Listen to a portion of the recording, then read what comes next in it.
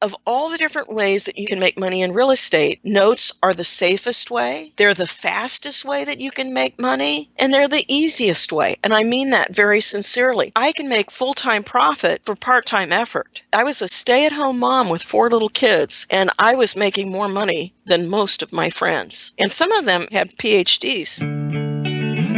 Welcome to the Rental Property Owner and Real Estate Investor Podcast, brought to you by the Rental Property Owner Association, providing benefits and services to real estate investors and rental property owners for over 48 years.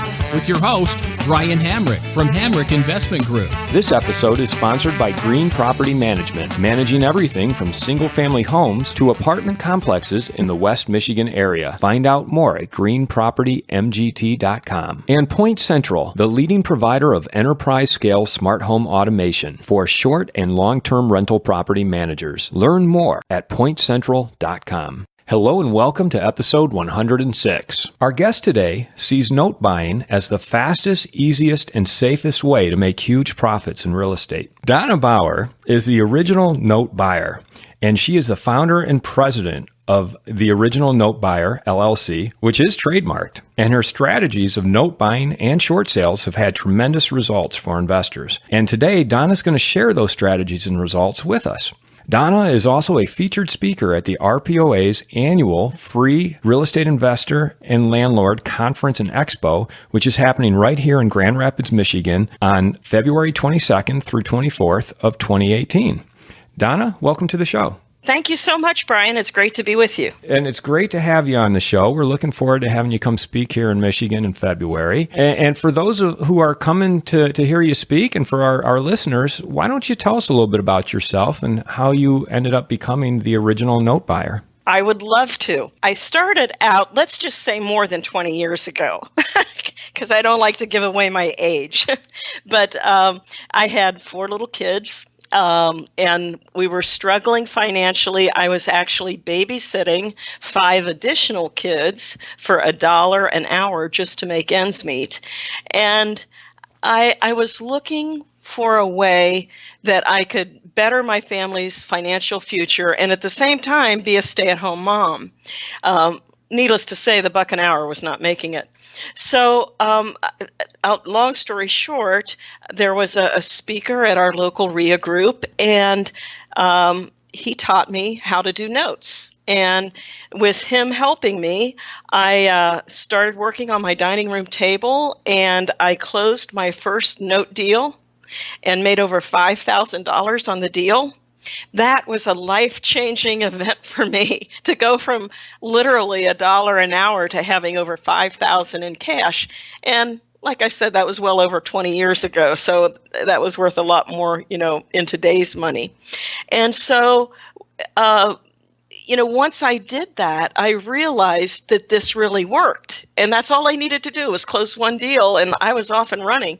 And so what I did was I developed my own systematized process, and I was working part-time. I probably was putting in maybe 10 or 15 hours a week working and making more money than my friends who had PhDs. And eventually I wound up putting together my note buying, the Note Buyer's Master Guide system to teach other people how to do it. And I've taught tens of thousands, if not over 100,000 people over the years on how to buy notes. Wow. So why don't we start with the basics? Tell us a little bit about what notes are. What do you mean by notes, and what kind of note buying are you doing and teaching other people to do? Okay. Well, you hear people say that they buy notes, or some people say that they buy mortgages. The truth is that the two go hand in hand. A note is a promise to pay. It says, I'll pay you $100,000 over the next 10 years. I'll make payments of $500 a month. You'll get this much interest. The note creates the terms of the loan, but it is the mortgage that gives collateral for the loan. So if the borrower doesn't pay based on the terms that of the promissory note, it is the mortgage that allows the lender to foreclose on the property, and through the legal process, take that property, and then they can sell it and recoup their money that they originally lent to the borrower. So you wouldn't want to buy a note unless you also got a mortgage, or you wouldn't buy a mortgage unless you also got the note. So that's just a matter of semantics. And then you may live in a deed of trust state. And if you do, the deed of trust, it also provides collateral for a note. And it works just like the mortgage, except it's much easier to foreclose on a deed of trust. But for our purposes here, let's just say that the deed of trust and the mortgage provide security for the note. So what I primarily deal with are seller finance notes. And a seller finance note would occur if someone owns their own house free and clear and they want to sell it. Well, I'm going to give an example, if you don't mind, Brian. I think Sure, it helps for people to associate some numbers. So let's say that we have Sam Seller, and he owns his own house free and clear, and let's say it's worth $600,000. Now, it could be worth $60,000, and the same thing would apply. We can do this on any price range that we want. But for purposes of this example, let's say the house is worth $600,000, and perhaps he's tried to sell it and maybe multiple times, and the people's loans fall through, that kind of thing. And he's very frustrated. And his friend tells him, hey, what are you going to do with the money when you sell it? Why don't you offer seller financing? And so he puts an ad on Craigslist and says, I'll be the bank. I have this house for sale. I'll be the bank. And he gets a call from Bill Bauer. And Bill goes and looks at the house, falls in love with it, and he says, look, I just sold my own house. And he says, I can give you $150,000 as a down payment. And then I'll pay you the remaining $450,000 over time. And he says, I'll pay you $4,000 a month, and then in 10% interest, and in 10 years, I'll refinance and pay you off. So they strike a deal. I mean, that's a great deal for Sam Seller. And more importantly, he closes like within a week, as quickly as they can get the title report done and everything. And they close and Bill moves into the house. So needless to say, Sam and Bill are very happy. They got put a good deal together. But Brian, what happens is people do this all the time. And then life happens. The Sam Sellers of the world, they get married, they get divorced, they want to start a business, go to school, travel, they have medical issues. For one reason or another, their situation changes and they don't want to wait for their money anymore. Well, that's where I step in. And that's where I want to teach people to step in, because when they do, they can make money, even if they don't have their own cash to invest. And that's really important. Can you elaborate on that? How do you make money off of that, especially if you don't have your own cash to invest? What you want to do is you want to buy that note from Sam, but you don't have your own money. So what you do is you get it under contract. So let's say that in this case, Sam needs $375,000. He's going to go start a new business, but his money is tied up, let's say, for another 8 years, okay? And at that point, let's say the $450,000 mortgage is paid down to just over $443,000. Well, it just so happens that Sam got a letter from Donna Dealer here. And my letter says, Dear Sam, I understand that you're receiving payments on a mortgage, and I pay cash for mortgages. Give me a call, and I'll tell you how much cash I'll give you today. So he calls me up, and he tells me the whole scenario, and he says he needs $375,000, and I say, that sounds like a good deal to me. So I buy the note from Sam. But what I actually do is I enter into a contract to buy it. Okay, so Sam is locked in that he's going to sell me this note for $375,000. Well, then I go to an RPOA meeting and I run across someone, maybe like yourself. You said you've invested in notes, and I tell them I have this note that's available. And describe it all to them. And let's say we have Irene investor, and Irene says, look, I'm looking for an 11 to 12% return on my money. Do you think that I could get an 11 or 12% return? Well, if we put this into our handy-dandy calculator, we find out if she wants an 11.5% return, she'd pay $410,000 for this note. Brian, I want to just do a quick time out here and explain why that works. The idea is if you get a note under contract and you want to sell it and make money on it, all you have to do is find someone who's looking for a lower interest rate than what you're buying it at. So let me explain what that means. If I was going to buy this note for $375,000, and if I had my own money, it would give me a 13.25% rate of return. Well, if I want to make money, I just need someone who wants less than a 13.25% return, because that means they would pay more. So if Irene wants an 11.5% return, she would pay $410,000 for the note that I have under contract to buy for $375,000. So I flip that note to her, and I walk away with $35,000 in cash. Pretty sweet, isn't it? Yeah, nice. I'd like to take a moment to tell you about Green Property Management. Not only do they manage everything from single-family homes to apartment complexes in the West Michigan area, they also manage my entire portfolio. So I can tell you from personal experience that their unique flat fee management style is worth a closer look. If you feel that your property isn't operating to its fullest potential, then Green Property Management can help you take a holistic approach that will save you money, eliminate your headaches, and increase your net income. And if you're a property manager interested in applying Green Property Management's model, give them a call at 1-866-95-GREEN or visit them on the web at greenpropertymgt.com. Well, Donna, I'll bet you anything that listeners are wondering how you were able to do that without your own money. It's very simple, Brian. You're going to use your investors' money. I teach two different ways of doing it, but the easiest way, the way that I use it, the way that I do it most often, is with a simultaneous close. And before you get up in arms about it, I know you can't do a simultaneous close on properties, but you can with notes. And so what you do is you get it under contract to buy the note from Sam for $375,000. You get it under contract to sell to Irene Investor for $410,000. Your title company goes ahead and sets up both of those closings.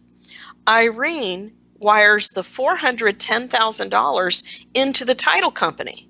Well, when the title company sees the money sitting there, they don't need to call you up to get your money, because they know that as soon as they close on both of these transactions, you're going to make $410,000.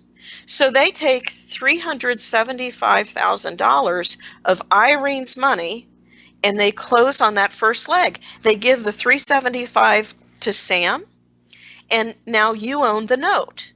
Now they close on the second leg, where the note that you just bought with Irene's money for $375,000, now you turn around and sell it to her for $410,000, and you've just made $35,000 profit, and you had none of your own money invested in it, except maybe $250 for an appraisal. Pretty sweet, isn't it? Yeah, that's fantastic. People think that it is this really sophisticated, highfalutin, difficult thing to figure out, and it's actually very simple. It's buy low, sell high, and whatever the difference is, that's your profit. And people say, well, I don't know how to use a financial calculator. I'm not a numbers person. Well, I always like to tell about my brother. He hates numbers, but he's a people person. And he sure knows how to go to a local real estate meeting or be at his son's soccer game or something, and he's talking to Sam Seller, and Sam says he wants cash, and my brother knows how to get it under contract. How much do you want? Oh, $375,000? Here, sign this contract. And then he knows how to go to the RPOA meeting and say, hey, I've got this note. How much will you give me for it? And there'll be an investor there that'll say, hey, I'll give you $410,000 $7,000 for it.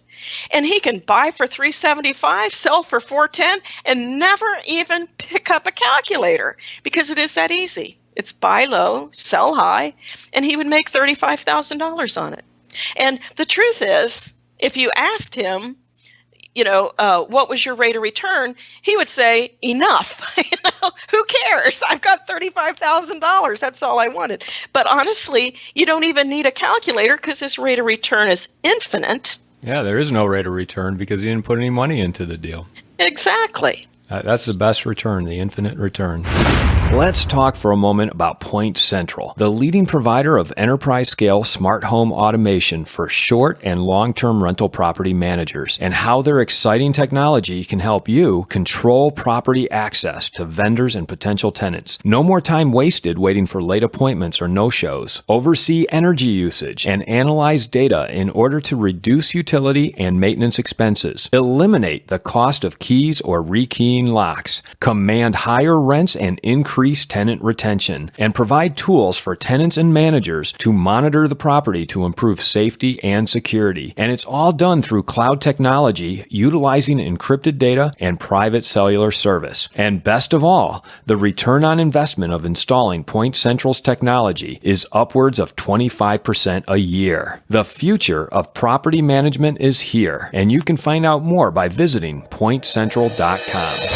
I looked into doing notes. You're right. I have bought a few notes recently, or at least gone in on a couple notes. But I remember back around 2011, 2012, I took a course and I was going to do it. And it just wasn't good timing because the market started taking off. And rather than selling the notes, the banks felt that they could get a better bargain by selling properties on the open market. What about now? How is the timing now? Is it a good time to be buying notes? It's a great time to be buying notes. After the crash, there was a tremendous surge in the private note business. People couldn't get loans. And so if someone wanted to sell their property, they had to carry back a private seller finance note. And so I saw more notes. There was this immediate surge in the number of notes that I was seeing where people wanted to cash out, particularly after they'd been seasoned for a year or two. And so that has carried on over the years. So I'm still seeing a lot more seller finance notes now than I did 20 years ago. But what you mentioned was a little different niche.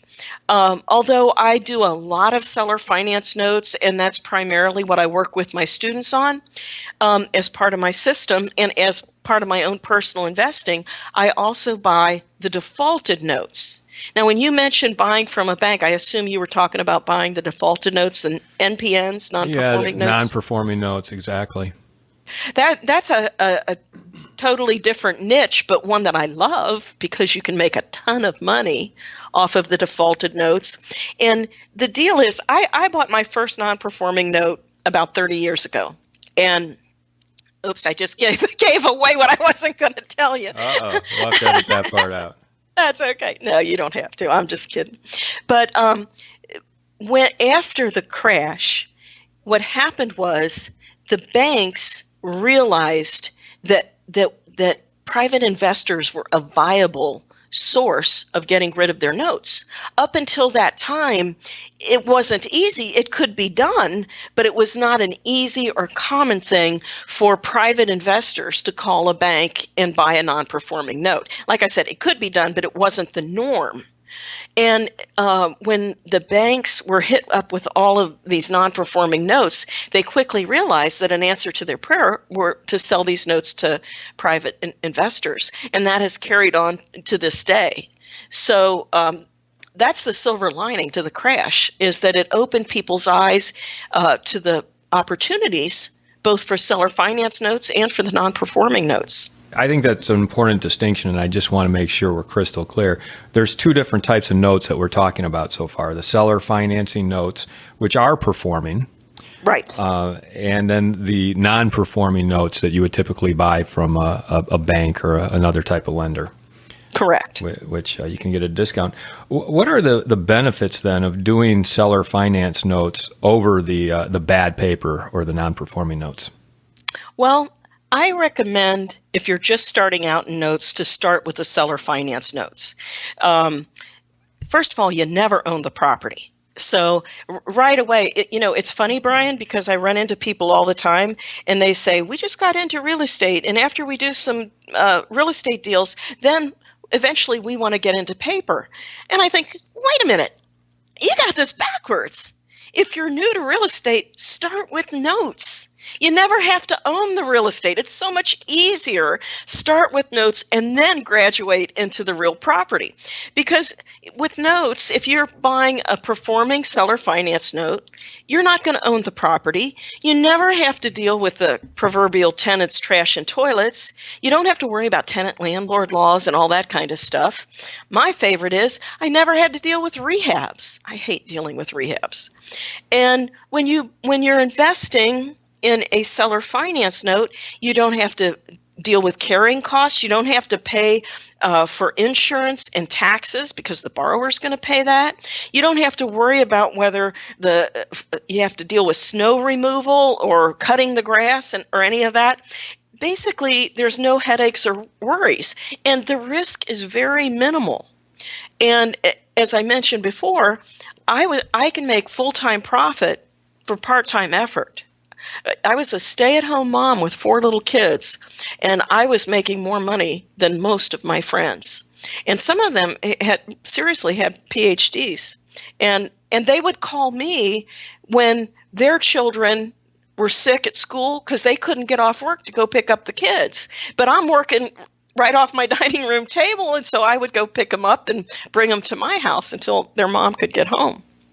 So that's why I like the seller financed notes, and that's why I recommend starting out there. When you do the non-performing notes, or the NPNs as they're called, you can make typically a lot more money on a non-performing note than you can on a seller finance note, but it's much riskier. And the reason it's more risky is there's so many exit strategies. You don't really know. Like, you don't know if the homeowner is even in the house, or if they are they going to stay? Will you be able to do a loan mod with them, modify their loan and keep them in the house, or are you going to have to foreclose? There are so many different variables that you need to know what you're doing and be prepared financially and mentally and have the physical wherewithal to handle what comes up. So that's why I don't recommend someone start with non-performing notes unless they know real estate. When you talk about non-performing notes, quite often you can buy them from a bank, a hedge fund, any type of lender. But the good paper that you like to buy from the seller finance notes, those are performing notes. So in your mind, they're a lot safer. Why is it only the seller finance good paper that you're focused on? Is there any other type of good paper out there that you could go after? Well, banks don't sell, generally, banks do not sell their performing notes to private investors. Most banks will pool their performing notes and sell them to hedge funds. So, I mean, occasionally I might see a pool of performing notes that a bank wants to sell, but it's not the norm that you call up a bank and say, do you have a performing note that I could buy? They're probably not. They're not going to even talk to you. So banks have better buyers for their performing notes. Yes, absolutely. They're going to sell it to Fannie Mae and that kind of thing. And I mean, there are all kinds of other notes, but most of them, it could be unsecured notes or car notes or things like that. And those are very risky. The safest note that you can invest in is a seller carryback note. So where do you find these legitimate performing notes? The easiest way to find them, what most people do, is they buy a list, and there's all kinds of list providers. You can just Google seller carryback list, but you can buy the list and send out either letters or postcards. I have 2 different strategies that I use, and they're distinctively different. But you send out your letters, and then people will call you up, and you gather information and if you're working with my coaching program, you would send a submission form over to me, and then I would help you evaluate it and develop a quote for it. So direct mail is probably the most popular. Also, networking. Networking is by far the best source over time, but it takes a while to develop a network, whereas the direct mail, send out the letters and next week you're going to get some phone calls. But I like to establish relationships with people who are going to refer notes to me. Like one of my favorite is probate attorneys.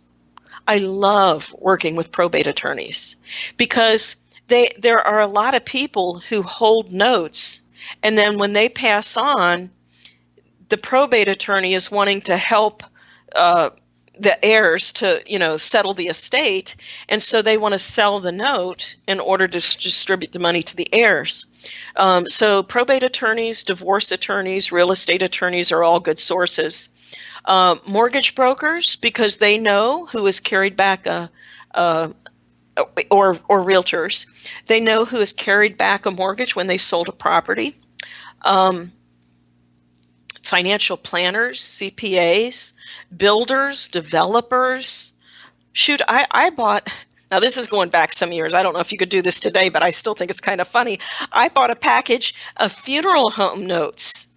It was a funeral director, and he would carry back a mortgage on the people's house to pay for a funeral.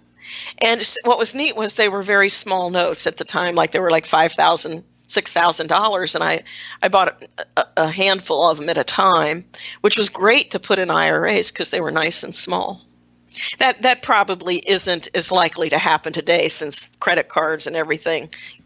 But I thought that was interesting. Funeral homes may not be the best place to hang out and network for notes. Huh? Not today. But it was funny that that's probably one of the more interesting set of notes that I bought. But so networking is a good source. I will tell you, Brian, the majority, at least 2 out of 3 of the notes that I buy are from older people who they have carried back a note. They lived in their house, paid it off, sold it, carried back a note, moved to Florida, and they might have collected payments for 3 or 4 years. Now they have a medical problem, and it's the same thing. Just trying to get my affairs in order so my kids don't have to deal with this stuff. I hear that all the time. And so they're wanting to convert that note into cash so that when their time is up, that their children don't have to worry about what is this note and what do I do with it, kind of thing. That's honestly the majority of the sellers. So what kind of returns? I know we talked about the infinite return that in the example you gave us, but what kind of returns can you expect to get on seller finance notes? Well, it depends on. There's so many different ways that you can deal with notes. Are you going to buy it and flip it? Are you going to buy it and hold it? What is your part in this note deal? So let me talk about a couple of those. If you have your own cash and you want to invest in notes, I can routinely buy notes at a 20% or higher return. If I'm sending out direct mail letters, or if I'm doing networking and I'm finding paper that is not being shopped around, and I'm just talking directly to a note holder that wants cash, I can buy a note at a 20 or 25% return if I'm buying it and I'm going to hold it myself. Now, so if, let's say I find that note and I can buy it at 25%, but I don't have any money available this week. So instead I decide I'm going to flip it to an investor. Well, if I'm going to sell it to an investor, I'm going to sell it to them based on its market value, which could be 8, 9, 10% rate of return to them. Okay, and that difference in that interest rate, that's my profit. That's how I make money on it. So if you're buying a note from me, my top of the line notes that have a nice pay history, perfect pay history, that have lots of equity, so they're very well secured, those type of notes I would sell at an 8 to an 8.5% rate of return typically. And then depending on, maybe they have less seasoning or, different situations, then I might go up to a 9, 10, 11% rate of return, depending on the note. So it depends on what you're doing with the deal. Now, if you are flipping a note, we already talked about that. That's an infinite rate of return. So getting into a note, I would say that the range would be 8% on up. But something, if you don't mind, if I could just kind of turn the corner here a bit. Yeah, please.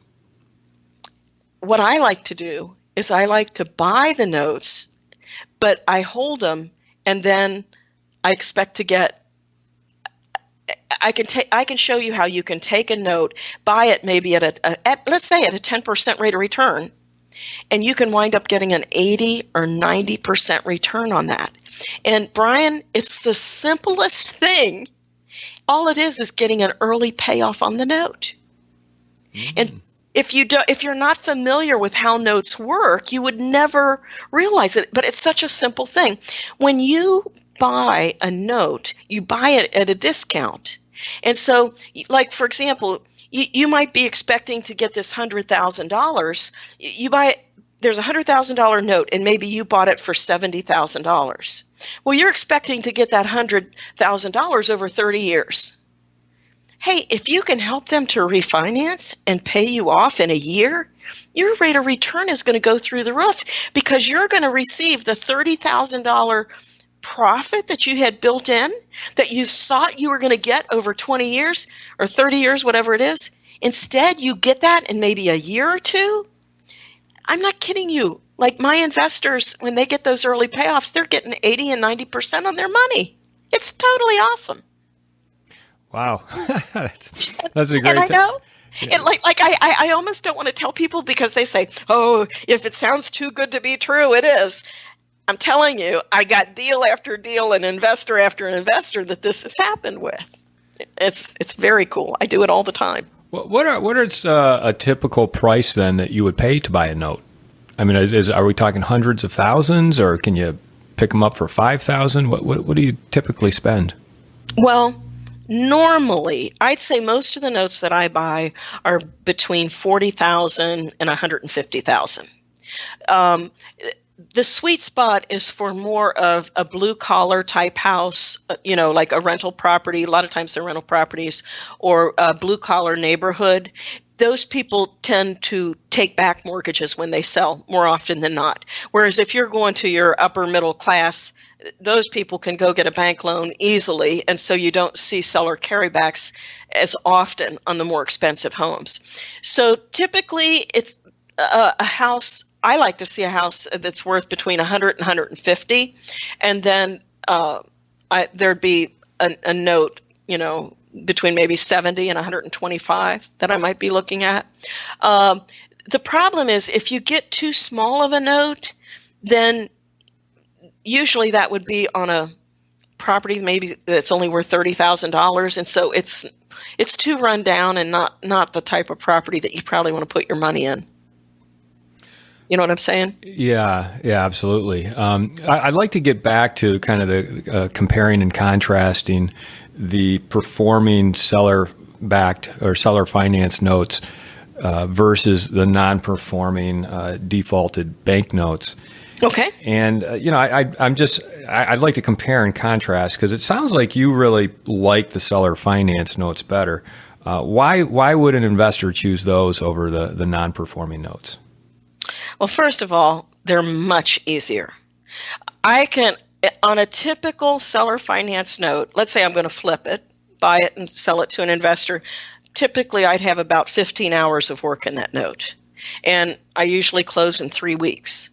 Whereas if I'm going to do something with a non-performing note, that takes a lot more calendar time. I mean, if you're trying to do a workout with people, that could take a year to get that done. Plus, it's a lot more hands-on time, real time spent working the deal. So the seller finance notes are much easier. And if you follow my program and you evaluate the notes so that you make sure that there's plenty of equity in the property, they're virtually risk-free. Because if the people did default, you could foreclose and you probably are going to wind up making a higher rate of return than if it performed. And that's simply as long as you do your homework on it the way I teach you. And I have a checklist where you can just go down and you make sure, what the value is and how much of a down payment and those kind of things. And that's all part of making sure that your investment is safe. But besides that, if you are flipping a note, then it really is virtually risk-free because you're not going to buy the note unless you've already got it sold. And the only money that you might have invested is the cost of a drive-by appraisal. Okay, so that would be the extent of your risk. If the deal fell apart, you just don't close on it. And so that's an important aspect of it. I always have found that the seller finance deals are like my bread and butter income that I can count on. But on the other hand, I love the non-performing note deals because those are huge windfalls for me. Yeah. And let's talk about those because I've purchased or gone in on 2 notes in the past year here, and they're both non-performing, defaulted type notes. What can you say to make me feel better about those now? Because you just tell me all these great things about the performing seller finance notes. What about the non-performing? What's the argument for those? Okay. Well, hopefully you bought it at a substantial discount because that's what really makes them valuable. Yes. So it depends on what your goal is. If you're wanting to build a portfolio of properties, like one of the best way to get properties at low prices is to use the defaulted note as a back door to getting the property. I have one student who, to my knowledge, this is like one of the best deals that any of my students did. And what he did, he was calling up community banks right in his area that he was farming. And he would just call them up. He'd say, I'm a local investor. I'm looking for non-performing notes, in this area. Do you have anything you want to get rid of? And this bank sold him 3 non-performing notes for $10,000. And so he goes and knocks on the door of this house. And Brian, I saw this house. This is absolutely a real deal, real numbers and everything. And he knocks on the door and the homeowner answers and he introduces himself. And the homeowner says, thank God. I've been calling the bank. They won't talk to me. They said they've sold the note. I just want out. Can I just give you the deed? Can you imagine that? That's and the guy's going, dream scenario right there. Yeah, let me think. Okay.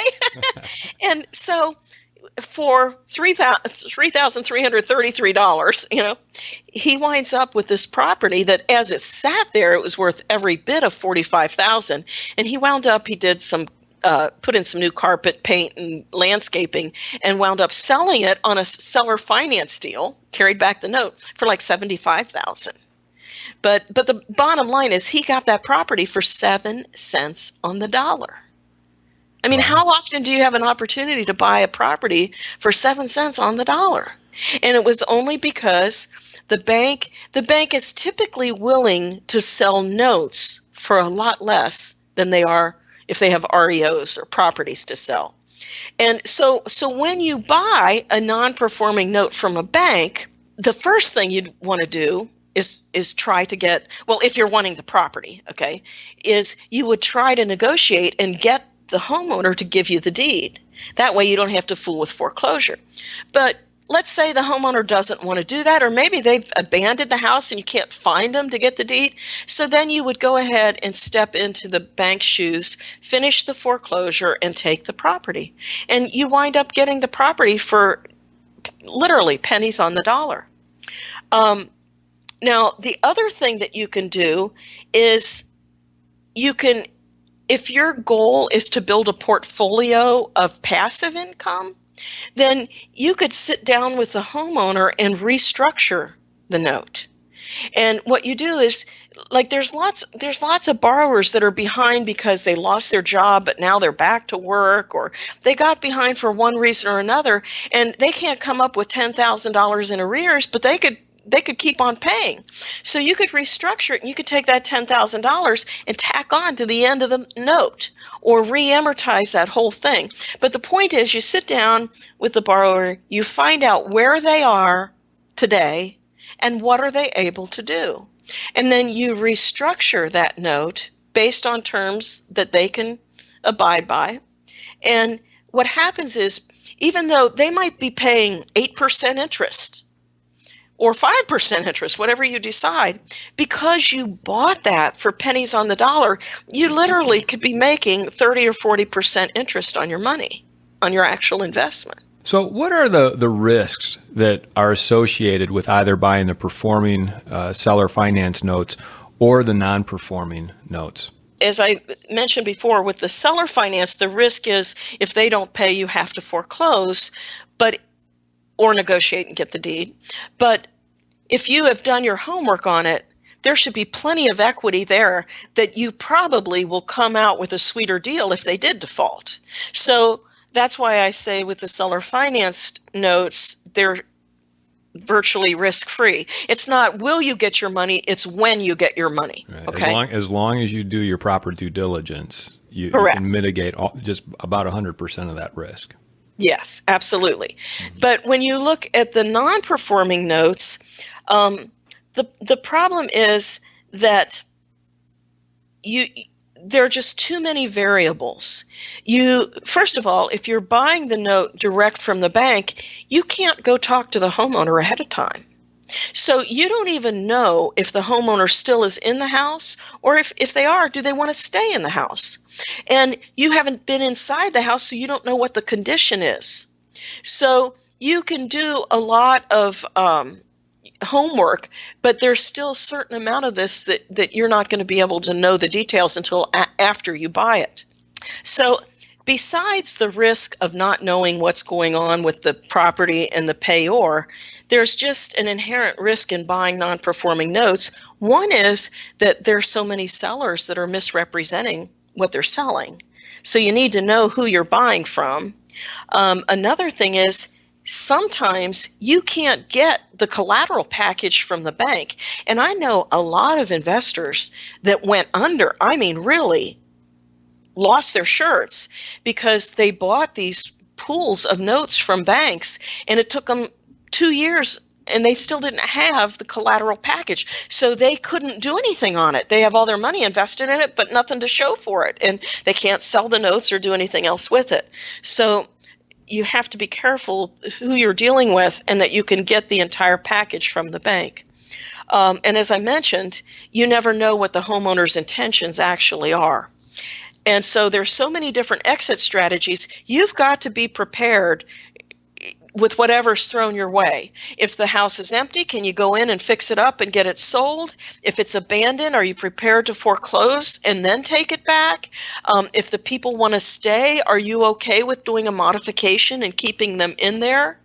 And then another thing that I just want to mention real briefly, Brian, is a lot of times you can settle on the non-performing notes. So you might have a note and they owe $20,000. You might have picked that up for $5,000 and say, hey, what are you able to do? Well, I'll pay you $10,000 if you'll settle with me for $10,000.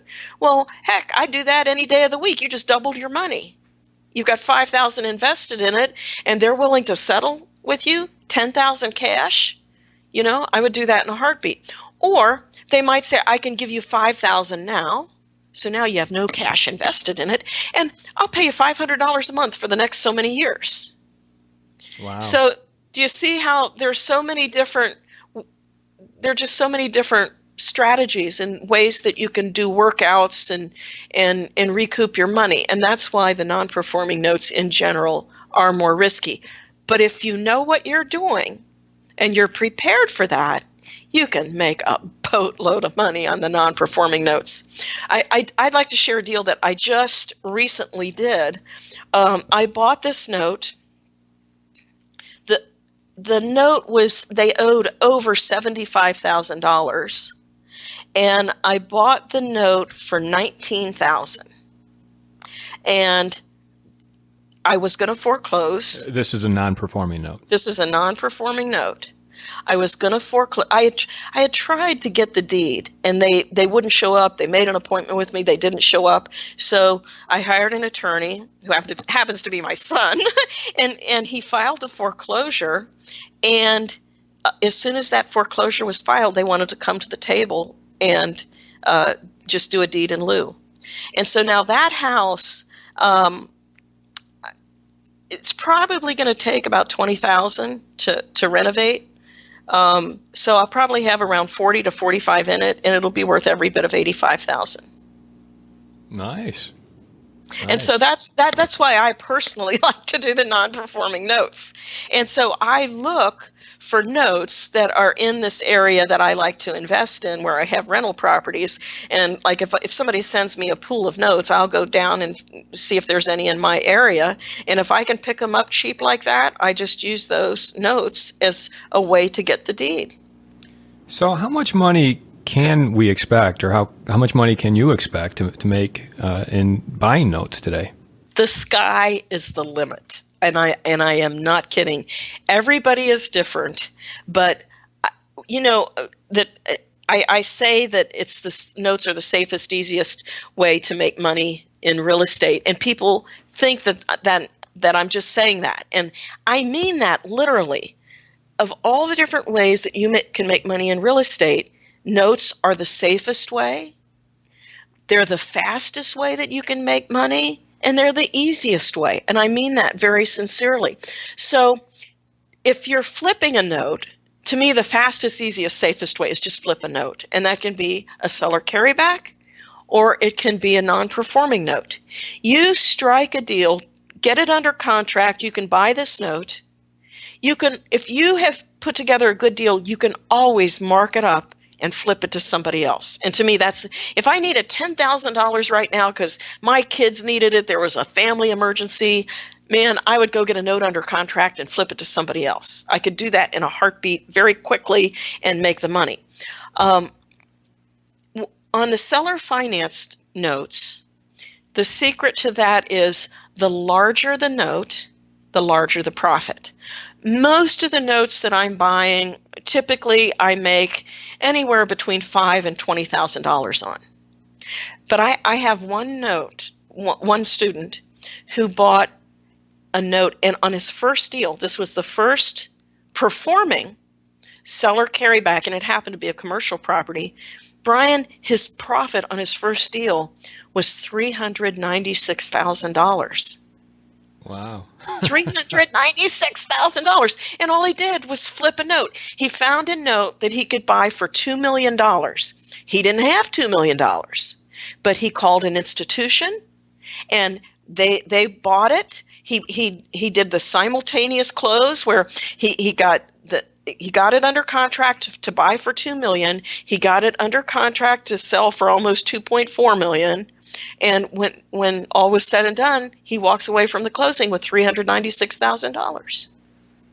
So that's why I say the sky is the limit. The larger the note, the more profit you're going to make. Now, that being said, I do want to make it clear that even though there is more risk with the non-performing notes, typically on the non-performing notes, you do make more profit.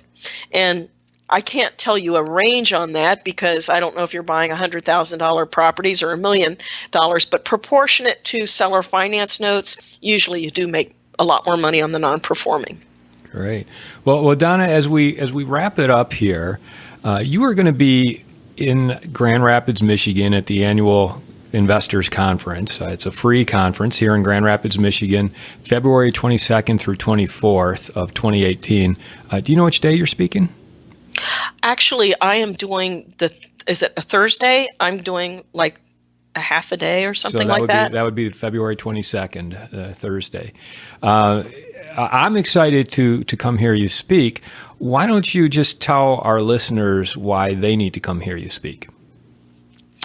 Well, if you are looking for, I hate to say this, but the fastest, easiest, safest way to make money in real estate, then you need to come and hear me speak. Perhaps you're in a situation where you need additional income. Maybe you're looking for supplemental income. Maybe you're looking to replace your job. Maybe you've lost your job.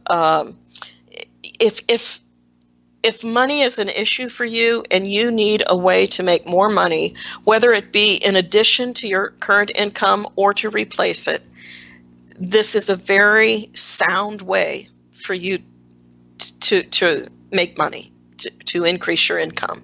If you are looking to build a retirement, everything that I've shared here, Brian, can all be done in a self-directed IRA.